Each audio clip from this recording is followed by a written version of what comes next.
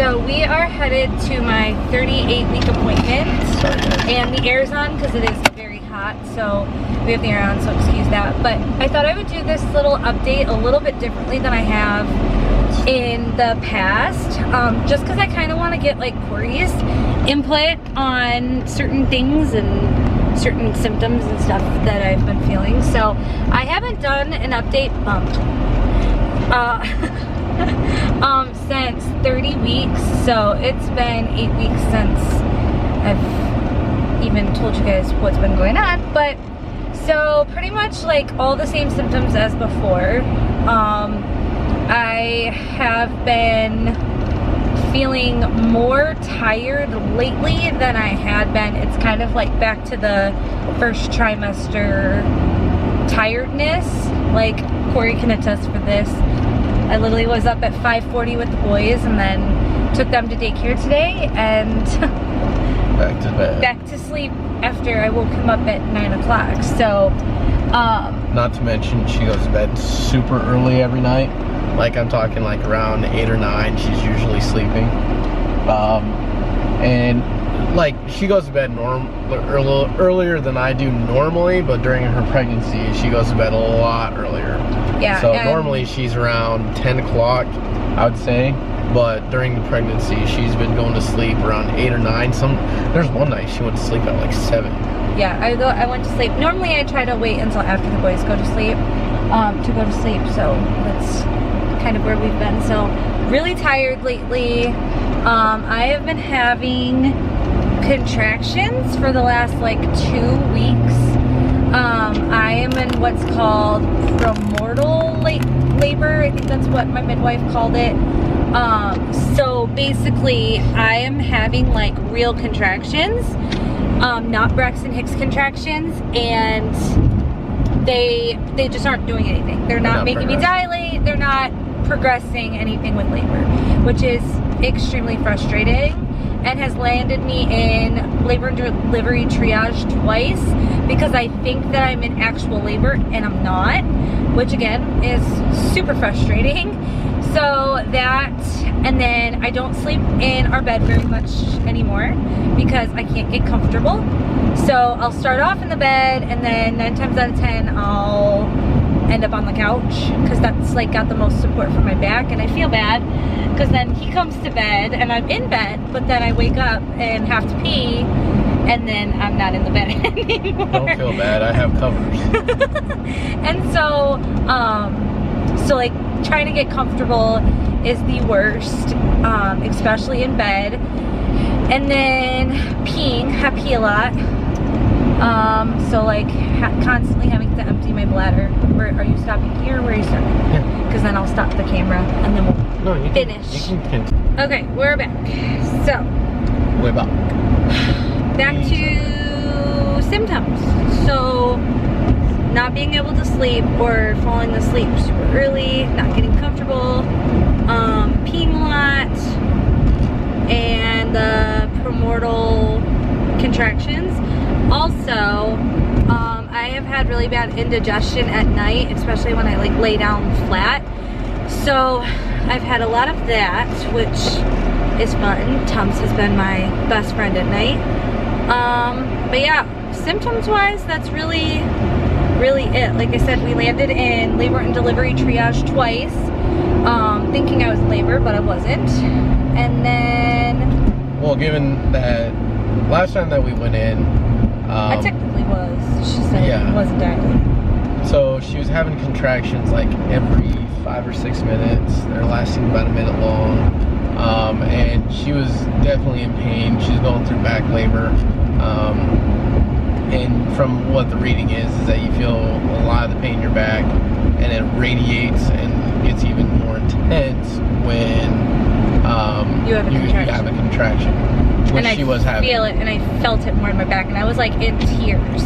Yeah. And normally I've been pretty good with the Braxton Hicks contractions to where they don't hurt, but they were hurting me like a lot. I was having a hard time talking. And I was crying, and I called my mom, and I'm like, I don't know what to do. And then I called the doctor, and they're like, well, I mean, the only thing that you can do is go in and get evaluated. So that's we what went we did. in, and We were there for like, what, 4 hours. 4 hours? We were there because we left around 7, left around like 11:30, almost close to midnight. So we were there for about 4 hours. And then when I was in triage, right when they were getting ready to check me, before they discharged me, he was having what's called variables, and so his heart rate kept going down and then up and then down and then up. So then they wanted to watch that for a little bit, just to make sure that they weren't sending me home and his heart rate was gonna be all not so crazy. So then they sent us home after his heart rate went back to normal and everything's fine. I did lose my mucus plug, well, part of it, on Monday, and I think I've been gradually losing some of it since then, and so that's fun. What would you say my biggest craving has been over the last like couple months? Olive Garden, to be honest. That's true, yeah. She's been wanting a lot of Olive Garden. That's true. What was the other thing I wanted the other day that it was just like a random... Ice cream.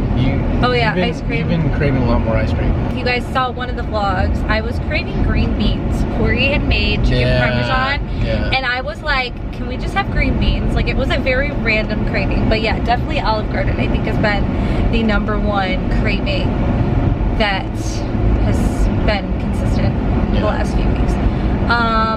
My patience is like very thin. Shut up. Especially with the boys. I feel bad, but it's like my patience is not where it normally is. I'm a lot more sassy just because I think I'm just mentally just over being pregnant at this point, that I am just very, very, very sassy, more than normal. So, and let's put this in perspective. Crystal is incredibly sassy. She has a nickname Lawyer around her parents because she likes to argue everything. I used to gave her the name Tink when she was acting sassy. Like, and that's just like her normal personality. She's just a sassy person. This pregnancy has tipped it up a notch. I think like 5 notches. Yeah.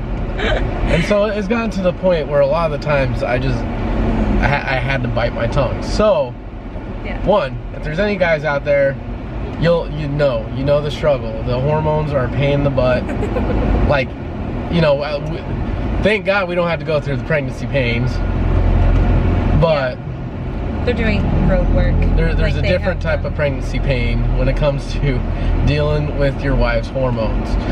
But it's not anything close to what they feel when they are delivering the baby. What else? So in order to help like put myself into natural like labor, like induced labor on my own, I've been trying to bounce on my yoga ball. I bought a yoga ball at Target, and so I've been bouncing and kind of just doing exercises on that. And then I got the okay from my midwife to start using my breast pump because I have been producing some colostrum. So I have been able to pump, and I've been getting maybe a little over ½ an ounce each time I've pumped. It's done nothing. Well, because you're taller than me. Jeez. Grow up. And I'm back because I can't sit straight up. But yeah, so I've been pumping the colostrum, which I can use. You're gonna crash on this. Stop. I'm gonna have back problems. Oh my god. But so I've been pumping to kind of help induce, and just drinking and walking. I walked around Hobby Lobby like 3 times the other day because I'm just mentally I'm just over it. He should be about 6 pounds, a little over 6 pounds now, and so he should be good. When we went for our 36 when they did that growth scan, 34, 36, I don't know. I think it was around, I think it was 36. I can't remember, but they did a growth scan to check his legs. His legs are still short, but they were growing, which is good, so there's no worry there about that, especially because he is gaining weight. The rest of him is perfect, so we we just are just waiting now. It's just a waiting game, and I've had our bags packed. I've had the boys' overnight bag packed because we've had so many false alarms that I just, whoa, cop, I know. Oh, they got the road blocked up. Yeah, I know, something's happening over there. Oops. But, so I've been ready because of so many false alarms that we've had. And so today when we go in, my midwife will check my cervix. I was at a 1. I've been at a 1 since 32 weeks, and I was 40% effaced when they checked me over the weekend, so we'll see if I've thinned out anymore. But we are going to talk to her about possibly having an induction, just because I am mentally exhausted. And if you guys are preemie parents, or you know, whatever, you know how it feels to constantly think that you're in labor and then it not be anything, and be scared that you're going into labor early because you've had a previous early delivery. I mean, if you guys are new here, the boys were born at 32 weeks and you're gonna run the red light. I was like, why is that blue car going? But sorry, I got sidetracked. Obviously. But so I've just been kind of having a little bit of PTSD with that whole situation, and so I'm just mentally done. And I'll be 39 weeks on Sunday, and so my midwife told me if we wanted to start scheduling or doing anything about an induction, that we could do it after 39, because medically I don't need one right now. It's just because I'm so uncomfortable, and mentally it's just taking a toll on me. So we're going to talk to her about that today, and we got stuck behind the oversized load. Yeah, well, I think the biggest reason why the inducing is such a big what is it? Deal, something that we're doing, is just because Crystal has been having contractions for the last 2 weeks, and you know, and sometimes they're not just like simple contractions. It's like, oh, my belly's tightening. She's in pain. You can see it.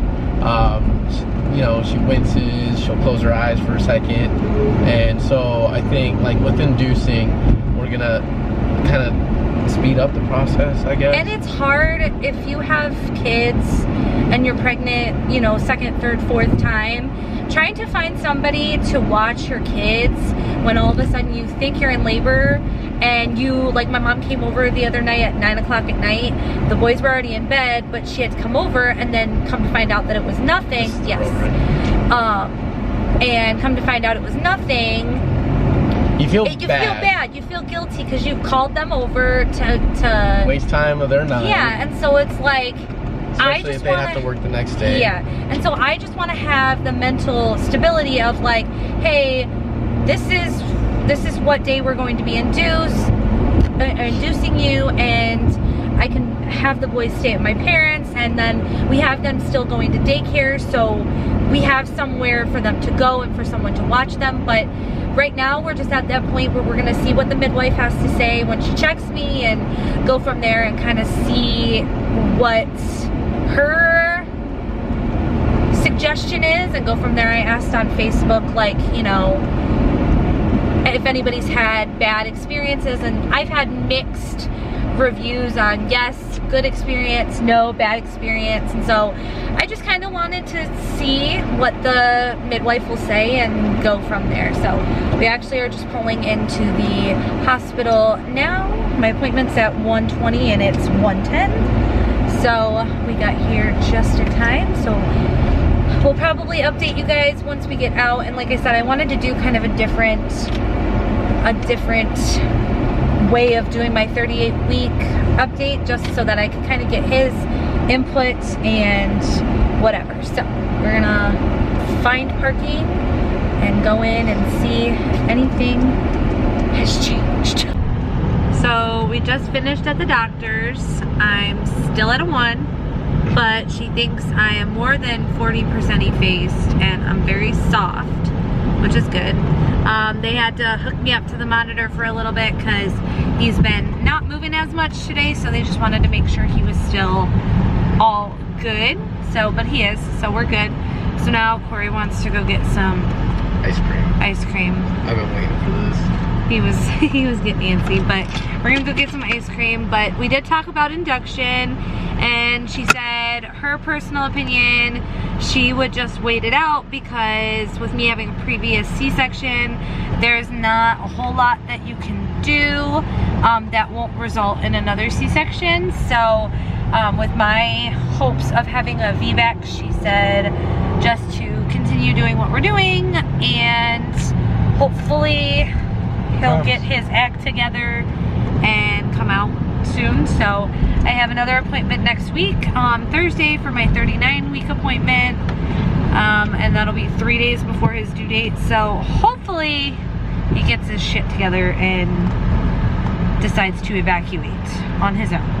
So that's what we're doing, and then we gotta go get the boys after that.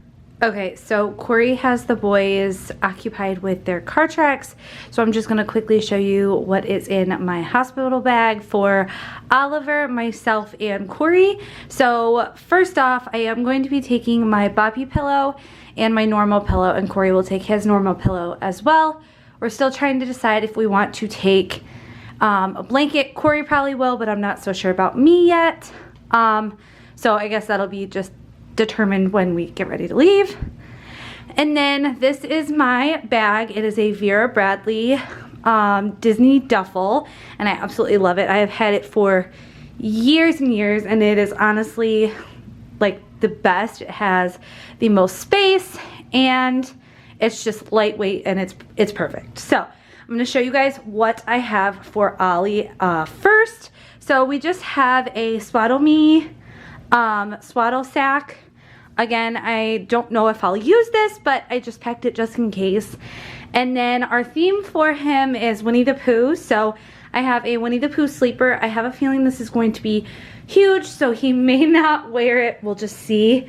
I have an Aiden and Anae swaddle blanket. Again, Pooh Bear, super cute. And then I have a pair of socks, a pair of mittens, another outfit that I think is going to be way too big for him, but I packed it just in case. This is from Kohl's. This is from Kohl's. This is from Target. And then my sister, I actually found this little SVG, or like a little picture on Etsy, and my sister has a Cricut machine, so I asked her if she could make this for me. So this is actually going to be his going home outfit, just a pair of cute little pants with a Hello Baby Bear long sleeve, and then the hat with the ears. So there's that. And then the hospitals don't provide pacifiers unless you unless there's some sort of issue. So I picked up these We Love the Ma'am pacifiers for the boys, and so I saw these and I figured it would be the perfect chance to try these out. So that is what we have for Ollie. Cory is very simple. We have a pair of shorts and a t-shirt and a pair of sweatpants and then another t-shirt, and then he of course has his underwear packed in there as well. And then for me, I have a nursing / maternity nightgown that I plan on wearing after delivery, just because it'll be so much easier.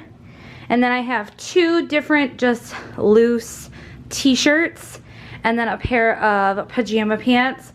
These pants I have a very, very strong attachment with. I actually had bought these at the DI when I was pregnant with the twins. If you don't know what the DI is, it's kind of like a Goodwill in Utah.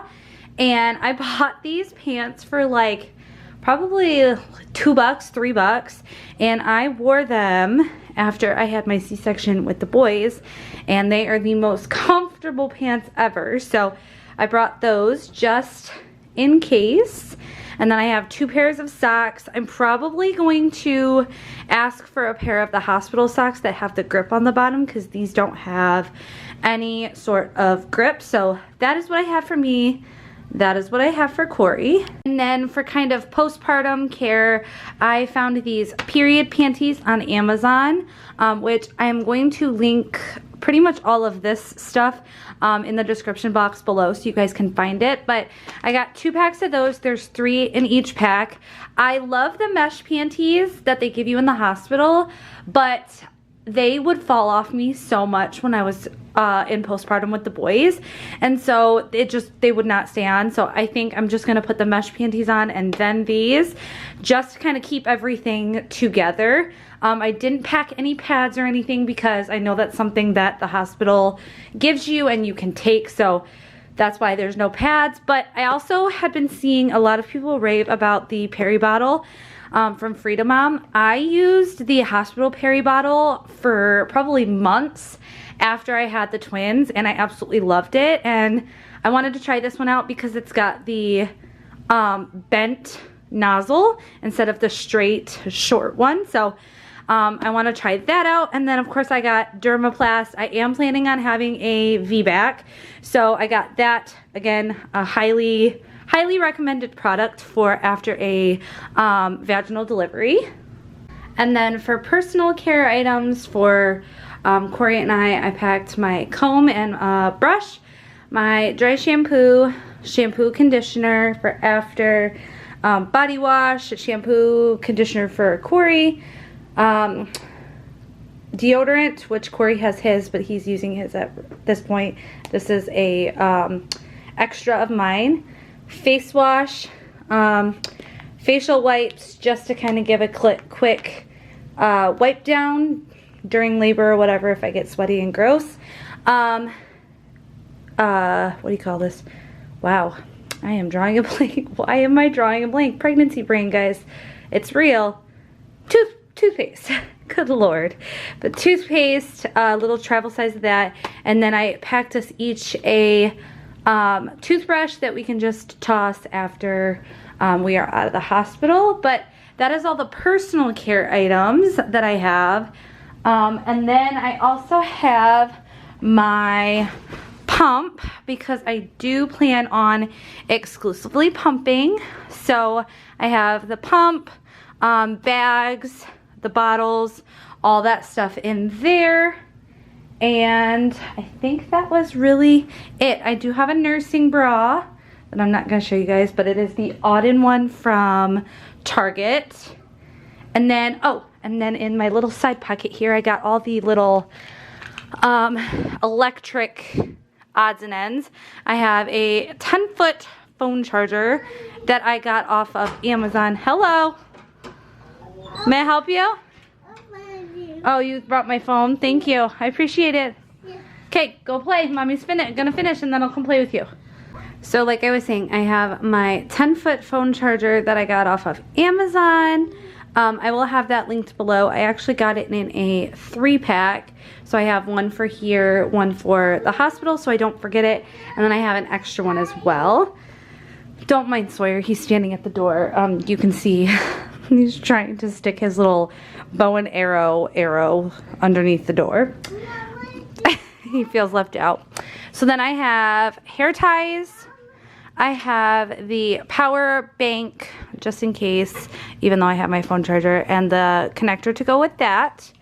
And then I have an extra adapter, and I have extra contacts because I do wear contacts. And I think that was it in there. And then of course I am bringing my camera, which is in this little bag right here normally, which I'm filming on it, so that's why. And so I have my camera, the extra battery, and all the SD cards. So that is all of the stuff that I have packed. It's been sitting in the car because we've had several false alarms, as you've heard. So it's been sitting in the car just waiting for baby Ollie to arrive. So I'm gonna put all this back, and yeah, that's all that I packed.